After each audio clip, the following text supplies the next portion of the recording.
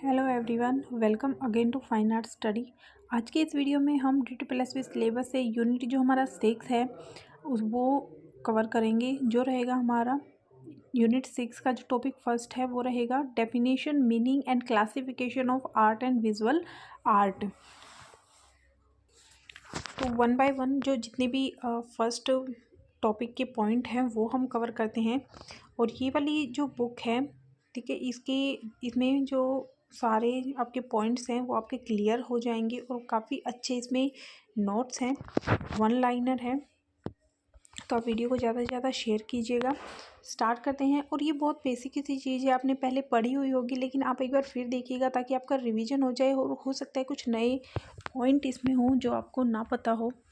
तो स्टार्ट करते हैं। कला जो है वो मानवीय भावों की अभिव्यक्ति अथवा प्रकाशन है। यानी कि आर्ट वो है, वो ऐसी चीज़ है, ऐसी हमारे जो अंदर के जो भाव होते हैं, हमारे जो भाव होते हैं, जो हमारी फीलिंग होती है, उसको हम आर्ट के थ्रू एक्सप्रेस कर पाते हैं। जो हम सोचते हैं, जो हम विजुलाइज करते हैं। मनुष्य की रचना जो अपने जीवन में, उनके जीवन में आनंद प्रदान करती है, वो आर्ट कहलाती है। संसार के विकास की भांति ही कलाओं का विकास कभी पूर्ण नहीं होता और उसमें सदैव नवीन संभावनाएं बनी रहती हैं।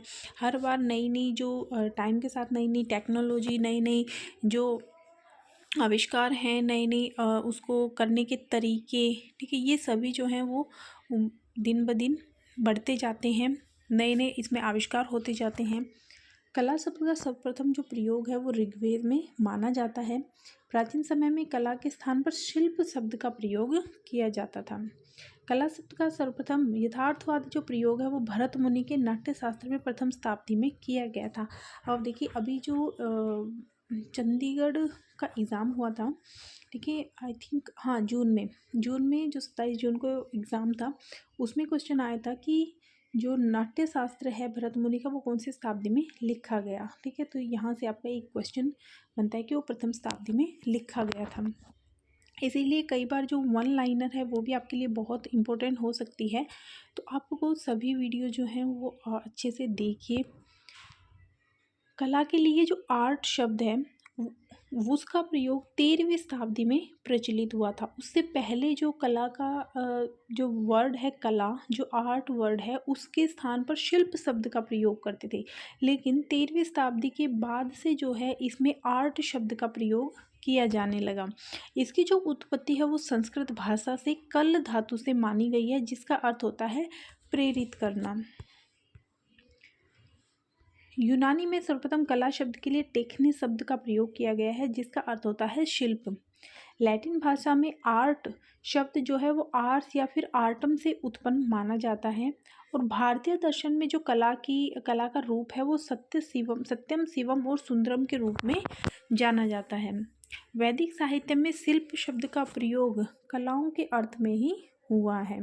महर्षि पाणिनि ने अष्टाध्यायी ग्रंथ में नर्तक, वादक और गायक को शिल्पी कहा है।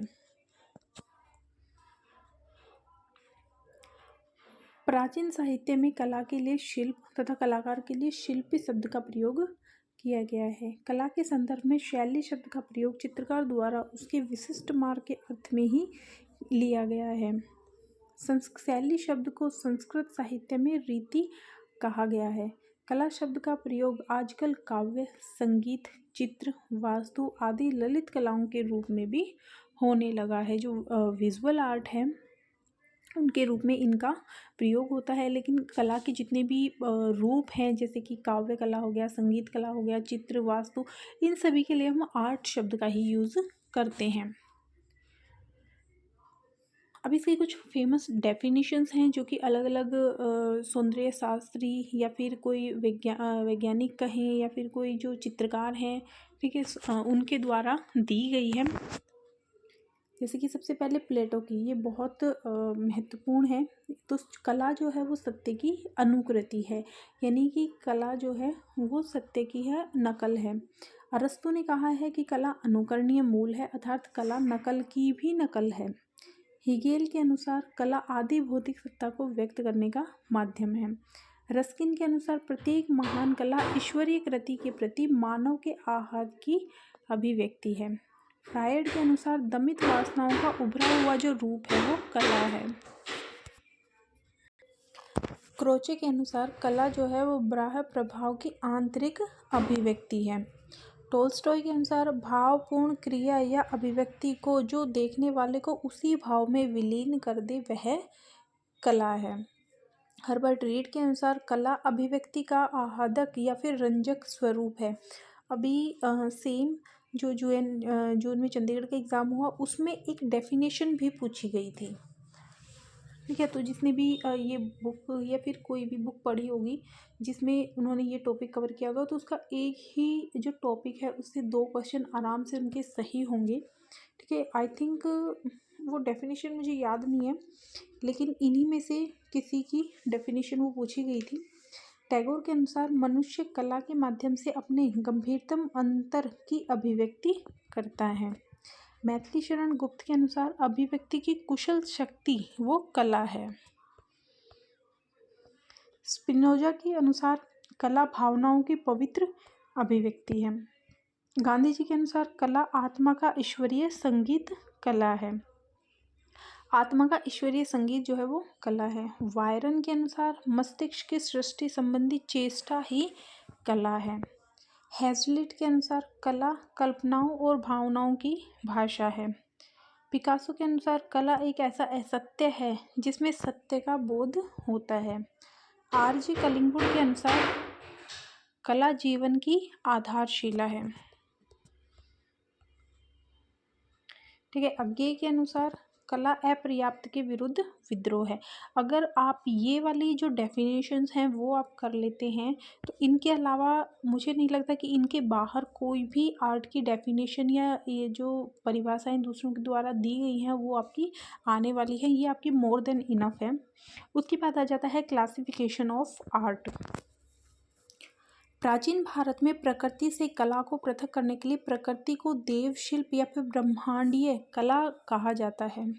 देव शिल्प को ही यूरोप में कॉस्मिक आर्ट के नाम से जानते हैं। कला को मेनली 2 भागों में बांटते हैं, देव शिल्प और मानव शिल्प।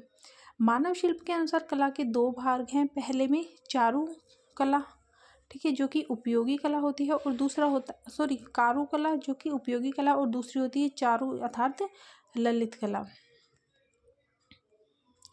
कला की बेसिकली वैसे आपको जो है 2 ही आप याद रखिए, चारु और कारू, ठीक है। उसके बाद जो हीगेल थे उनके अनुसार ललित कला को 5 भागों में बांटते हैं। ये मेन है: काव्य कला, संगीत कला, चित्रकला, मूर्ति कला और वास्तुकला। हीगेल ने अपने वर्गीकरण हीगेलियन क्लासिफिकेशन ऑफ फाइन आर्ट में काव्य कला को श्रेष्ठ माना है। इम्पोर्टेंट लाइन है। हीगेल ने विश्व की समस्त कला को 3 भागों में बांटा है। कौन कौन सी? प्रतीकात्मक यानी सिंबॉलिक, ठीक है। उसके बाद है शास्त्रीय कला यानी क्लासिकल आर्ट, और उसके बाद है स्वच्छंद कला यानी रोमांटिक आर्ट। अब बाकी जो सिंबॉलिक आर्ट है उसमें आ जाती है जैसे कि वास्तुकला, शास्त्रीय कला में आ जाती है मूर्ति कला, और जो स्वच्छंद कला है उसमें आ जाती है चित्र, काव्य और संगीत। हीगेल ने इंद्रियों के आधार पर कलाओं का वर्गीकरण 2 भागों में किया है। किसके आधार पर? इंद्रियों के आधार पर, ठीक है। कौन कौन सी? दृश्य कला और श्रव्य कला। दृश्य कला जिन्हें हम देख सकते हैं, और श्रव्य कला जिन्हें हम सुन सकते हैं। ललित कला में सौंदर्य की प्रधानता होती है, अर्थात वह सौंदर्यात्मक होती है। तो देखिए ये एक डायग्राम टाइप का बना हुआ है, तो इसमें आप इजीली समझ सकते हैं। कला है, उसके 2 पार्ट, मानव और देव और मानव। अब जो मानव है उसी के 2 पार्ट हैं। कौन कौन से? कारू और चारू। कारू में तो कौन सी आ जाएगी? जो हमारे डेली जो उपयोगी कला होती है, ठीक है। और जो चारू है उसमें आ जाएगी ललित कलाएं।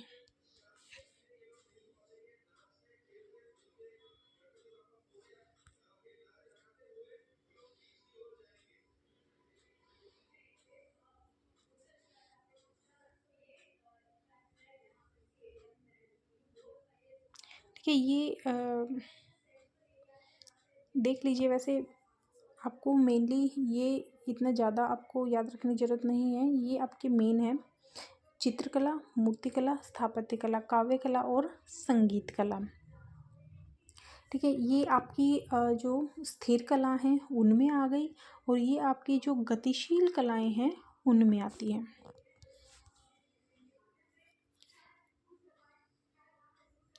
ठीक है, काव्य कला और संगीत कला जैसे गीत, वाद्य, नृत्य, सहज अथवा माध्यम आधारित जो कलाएं हैं, तो ये सभी जो हैं किसी भी किसी जो माध्यम, ये सहज कलाएं हैं। और ये जो मीडियम के किन्हीं ना किन्हीं मीडियम के थ्रू जो हम बनाते हैं, जैसे चित्र हो गया, मूर्ति हो गई, तो ये उसके थ्रू आपकी जो कलाएं हैं। उसके बाद है दृश्य और श्रव्य कला: चित्र, मूर्ति, स्थापत्य, नृत्य। तो ये तो हो गई आपकी विजुअल, जो हम देख सकते हैं। काव्य, गीत और वाद्य, तो ये जो सुनने वाली, जो श्रव्य ऑडिबल जो आर्ट है। ललित कला को भारतीय विद्वानों के अनुसार 5 भागों में बांटा गया है। आपको मेनली यही याद रखना है कि ये 5 भागों में बटे हुए कौन कौन सी: चित्रकला, मूर्तिकला, वास्तुकला, संगीत कला और काव्य कला। अब इनका मीडियम देख लीजिए। सबसे पहले है चित्रकला, इसका मीडियम है रंग और ब्रश। मूर्तिकला का माध्यम है चूना, मिट्टी और धातु। वास्तुकला का माध्यम है पत्थर, सीमेंट। संगीत कला का माध्यम है स्वर और नाद। काव्य कला का जो माध्यम है वो है शब्द और अर्थ। अच्छा, ये आपको टॉपिक नहीं है, लेकिन इसको देख लीजिए, काफ़ी इम्पोर्टेंट है ये, इससे क्वेश्चन बनते हैं। तो 64 कलाओं का सर्वप्रथम जो उल्लेख है वो यजुर्वेद में हमें मिलता है। 64 कलाओं का उल्लेख वात्स्यायन कृत कामसूत्र ग्रंथ में मिलता है। शुक्र नीति सार में 64 कलाओं का उल्लेख मिलता है। प्रबंध कोश में 72 कलाओं का उल्लेख मिलता है। बाकी जो सारी हैं उसमें 64 हैं, लेकिन जो प्रबंध कोश है उसमें 72 कला हैं। प्रबंध कोश जो है वो एक जैन ग्रंथ है, और इसके लेखक जो हैं वो है राजशेखर। ललित विस्तार में 86 कलाओं का उल्लेख है। ललित विस्तार जो है वो बौद्ध ग्रंथ है। क्षिमेंद्र की पुस्तक है कला विलास, उसमें 350 कलाओं का उल्लेख है। चित्रकला की अगर हम परिभाषा देखें तो किसी भी धरातल जैसे कि भित्ति, काष्ठफलक आदि पर रंग तथा रेखाओं की सहायता से लंबाई, चौड़ाई, गोलाई तथा ऊंचाई को अंकित कर किसी रूप का आभास करना चित्रकला है। ठीक है, तो ये डेफिनेशन आपको अच्छे से याद रखनी है। कला जो है वो मानव संस्कृति की उपज है। इसका उदय मानव की सौंदर्य भावना का परिचायक है। कला का शाब्दिक अर्थ होता है किसी वस्तु का छोटा अंश। कला धातु से ध्वनि व शब्द का बोध होता है। ठीक है, कला कै प्लस ला, कै से कामदेव अर्थात सुंदर, और ला से लाने वाला अर्थात सुंदरता लाने वाला ही कला है। भारतीय ग्रंथ में मानव जीवन के 4 प्रयोजन बताए गए हैं। कौन से? अर्थ, धर्म, काम और मोक्ष। अब आ जाता है कला के प्रकार। तो कला के विभिन्न प्रकार हैं, जैसे कि मोटे तौर पर जिस वस्तु, रूप, तत्व का निर्माण किया जाता है उसी के आधार पर इस कला के प्रकार होते हैं। जैसे कि 5 जो हमने पढ़े थे: चित्रकला, मूर्तिकला, वास्तुकला, बृहद्भांड कला या फिर मुद्रा कला। चित्रकला जैसे कि भवन की भित्तियों, छतों और स्तंभों पर अथवा वस्त्रों पर चित्रकारी करना। मूर्तिकला पत्थर तथा धातु की छोटी बड़ी मूर्तियां बनाना। वास्तुकला भवन निर्माण जैसे दुर्ग, प्रासाद, मंदिर, मकबरे आदि। बृहद्भांड मिट्टी के बर्तन बनाना। मुद्रा यानी सिक्के या फिर मोहरे बनाना। जिन पदार्थों से कलाकृतियों का निर्माण किया जाता है उन पदार्थों के नाम पर कला के प्रकार। चित्रकला भवन की भित्तियों, छतों और स्तंभों पर, भोजपत्र पर। उसके बाद है मृत्तिका यानी मिट्टी से निर्मित कलाकृतियाँ। धातु कला कांसे, तांबे अथवा पीतल से बनाई गई मूर्तियाँ। प्रस्तर कला पत्थर से गढ़ी हुई आकृतियाँ। दंत कला यानी हाथी के दांत से निर्मित कलाकृतियाँ। अच्छा, मूर्ति कला भी जो है वो निर्माण शैली के आधार पर 2 प्रकार की होती है। कौन कौन सी? एक तो मूर्ति कला जिसमें चारों ओर तराशकर मूर्ति का रूप दिया जाता है। ऐसी मूर्ति का अवलोकन आगे से, पीछे से तथा चारों ओर से किया जा सकता है।